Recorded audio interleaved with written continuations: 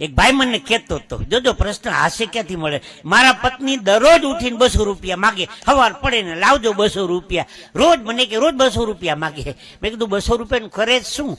મને કે હું આપું તો ખબર પડે.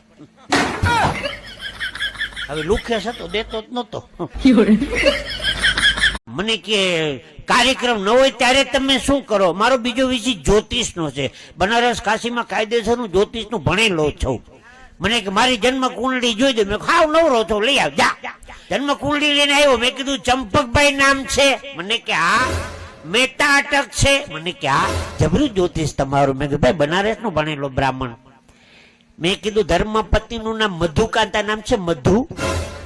મારી વાલી મધુ શું છે આ બધું? આખો દી તને લવ કરું કે 10 વીઘાના ઘઉં કરું? મને કે મધુ જ નામ છે. મેં કીધું સંતાનમાં 2 દીકરી ને 2 દીકરા? મને કે હા. મોટી 2 દીકરી, નાના 2 દીકરા. એ ખબર પડી ગઈ. મેં કીધું બનારસ નો ભણેલો બ્રાહ્મણ.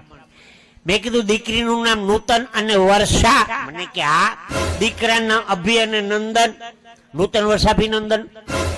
મને કે હા. એ ખબર પડી ગઈ. મેં કીધું બનારસ નો ભણેલો બ્રાહ્મણ. પછી મેં કીધું ગયા શનિવારે 10 કિલો ઘઉં અને 2 કિલો ખાંડ લઈ આવ્યો હતો. ગયા શનિવારે 10 કિલો ઘઉં અને 2 કિલો ખાંડ. મને એ ખબર પડી કે મેં કીધું આ રેશનિંગ કાર્ડ છે. હવે આવતી જન્મ કુંડળી લેતો આવજે ગગા. હવે એમાં તો બધું લખ્યું જ હોય. પાછું બનારસ નો ભણેલો ભાઈ ભાઈ.